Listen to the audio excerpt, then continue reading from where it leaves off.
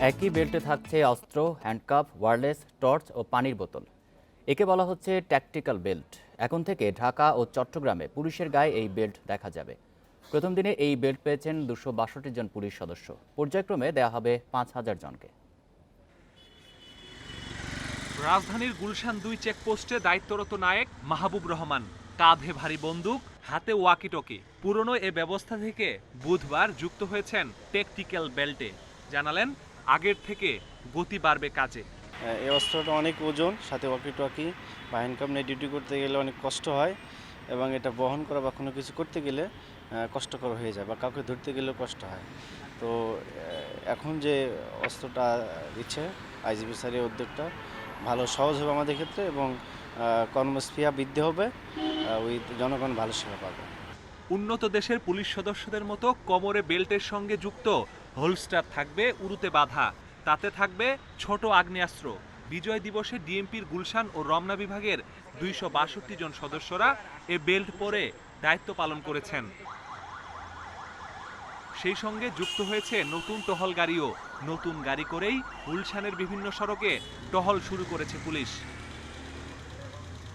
Police কর্মকর্তারা বলছেন অস্ত্র, ওয়াকিটকি, হ্যান্ডকাপ সহ বিভিন্ন জিনিস এক বেল্টে যুক্ত হওয়ায় কাজের গতি ও সক্ষমতা বাড়বে।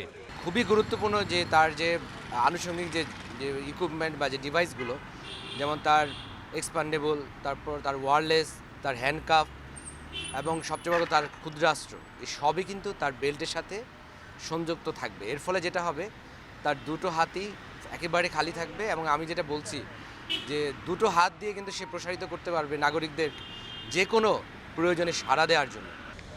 এর মাধ্যমে আধুনিক বাহিনী গড়ে তুলতে আরও এক ধাপ এগিয়ে গেল পুলিশ, এমনটাই মনে করছেন কর্মকর্তারা। Masudur Rahman, independent news, Dhaka. নোয়াখালীর হাতিয়ায় বরযাত্রীবাহী ট্রলারডুবির ঘটনায় এখনও নিখোঁজ রয়েছেন একই পরিবারের 4 জন সহ অন্তত 8 জন। নিখোঁজদের মধ্যে একজন নারী, বাকিরা শিশু। ট্রলারডুবিতে মৃত নববন্ধুর বাড়িতে শোকের মাতম। স্থানীয়রা বলছেন, ধারণ ক্ষমতার চেয়ে বেশি যাত্রী তোলায় ঘটেছে দুর্ঘটনা। খোলা হয়নি বিয়ের গেট, তাঁবুও টানানো। বাড়ির একমাত্র মেয়ে তাসলিমা বেগমের বিয়ে হয়েছে সোমবার। উৎসবের চিহ্ন থাকলেও যাকে ঘিরে এত আয়োজন তিনি আর নেই। তাই উৎসব পরিণত হয়েছে শোকে। তাসলিমার শ্বশুরবাড়ি ভোলার মনপুরার ঢালচরে। বর ফুফাতো ভাই শরীফ উদ্দিন। নববধূকে হারিয়ে বাকরুদ্ধ তিনি। ছোটবেলা থেকেই শরীফ থাকতেন হাতিয়া উপজেলার পূর্ব আজিমপুরের মামার বাড়িতে। বৌনিতে শরীফের বাড়ির লোকজন এসেছিলেন মাছ ধরার ট্রলার নিয়ে। স্বজনরা বলছেন, ট্রলারে যাত্রী ছিল নারী ও শিশুসহ অন্তত 80 জন। ধারণ ক্ষমতার বেশি যাত্রী ওঠায় মেঘনার মাঝখানে ডুবে যায় ট্রলারটি। আনুমানিক মনে হয় যে আমার একটা ধারণা, বাচ্চা টাচ্চা নিয়ে মনে হয় প্রায় 70-80 জনের কম হতো না, এরকম হবে।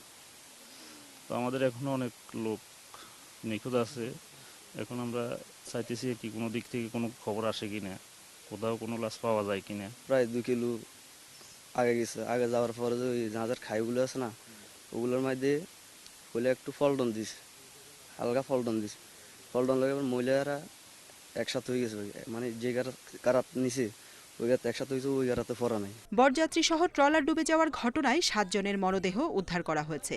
এর মধ্যে রয়েছে তাসলিমার দাদিও। এছাড়া মারা গেছেন তাসলিমার আরও 5 আত্মীয়। কনে বাগনি আমার পরিবার এখন নিখোঁজ হচ্ছে মোট 7 জন। একজন হচ্ছে আমার মাতা, মা, আর ভাগ্নি একজন, আর বাতিজা ভাইজি, মোট 3 জন। মা সকার মোট 7 জন নিখোঁজ। এখনো ওনাদের কোনো সন্ধান আমরা পাইনি। এদিকে নিখোঁজদের সন্ধানে নৌ পুলিশের পাশাপাশি উদ্ধার তৎপরতা চালাচ্ছে কোস্টগার্ড। এখন পর্যন্ত আমাদের কাছে সর্বমোট 8 জনের নামের তালিকা আছে যারা এখন পর্যন্ত নিখোঁজ। তাদের খোঁজ বা উদ্ধারের জন্যই আমরা এখন পর্যন্ত আমাদের সার্চ অ্যান্ড রেস্কিউ যে অপারেশনটা আছে সেটা চালিয়ে যাচ্ছি। আশা করি আমরা পেয়ে যাব এবং না পাওয়া পর্যন্ত আমাদের এই উদ্ধার কার্যক্রম চলমান থাকবে। জান্নাতুল ফেরদাউস তানভি, ইন্ডিপেন্ডেন্ট নিউজ। ভারত পাকিস্তানের প্রায় 2 যুগ পর স্বাধীন হয় বাংলাদেশ। যুদ্ধবিধ্বস্ত দেশের অর্থনৈতিক যাত্রা মসৃণ ছিল না তাদের মতো। তবুও অর্থনীতি নানা সূচকে বহু আগেই পেছনে ফেলেছে পাকিস্তানকে। আর 10 গুণ বড় অর্থনীতির দেশ ভারতকে সব সূচকে হারাতে না পারলেও বিজয়ের 49তম বছরে মাথাপিছু আয়ে ছাড়িয়ে যাচ্ছে বাংলাদেশ। 9 মাস যুদ্ধের পর বলতে গেলে কিছুই ছিল না। ধ্বংসস্তূপে পরিণত হয়েছিল রাস্তাঘাট, ঘরবাড়ি, যোগাযোগ ব্যবস্থা। যাত্রার শুরুতে 1972 সালে দেখা দেয় উচ্চ মূল্যস্ফীতি আর খাবারের অভাব। বৈদেশিক ভাণ্ডারও ছিল শূন্য। সেই বাংলাদেশই এখন বিশ্বের অন্যতম উদীয়মান অর্থনীতির দেশ। যাদের কাছ থেকে স্বাধীনতা ছিনিয়ে এনেছিল সেই পাকিস্তানি এখন আর্থসামাজিক সব সূচকেই পিছিয়ে পড়েছে বাংলাদেশের চেয়ে। শুধু তাই নয়, স্বাধীনতার 73 বছরে ভারত পাকিস্তান যা পারেনি বাংলাদেশ তা করে দেখিয়েছে মাত্র 49 বছরে। জিডিপি প্রবৃদ্ধির দিক থেকে 3 দেশের মধ্যে শীর্ষে বাংলাদেশ। মাথাপিছু জিডিপির ক্ষেত্রে পাকিস্তানকে টপকে গেছে বহু আগেই। আন্তর্জাতিক মুদ্রা তহবিলের তথ্য বলছে 2020 সালে বাংলাদেশের মাথাপিছু আয় হবে $1,888, যেখানে ভারতের হবে $1,877। একটা সময় ছিল যখন দেশে চিকিৎসা এবং সচেতনতার অভাবে শিশু মৃত্যুহার ছিল অনেক বেশি। 49 বছরে এক্ষেত্রে অবাক করার মতো উন্নতি করেছে বাংলাদেশ। প্রতি 1000 জনে ভারতে শিশু মৃত্যুর হার যেখানে 30 আর পাকিস্তানে 58, সেখানে বাংলাদেশে মাত্র 22 জন।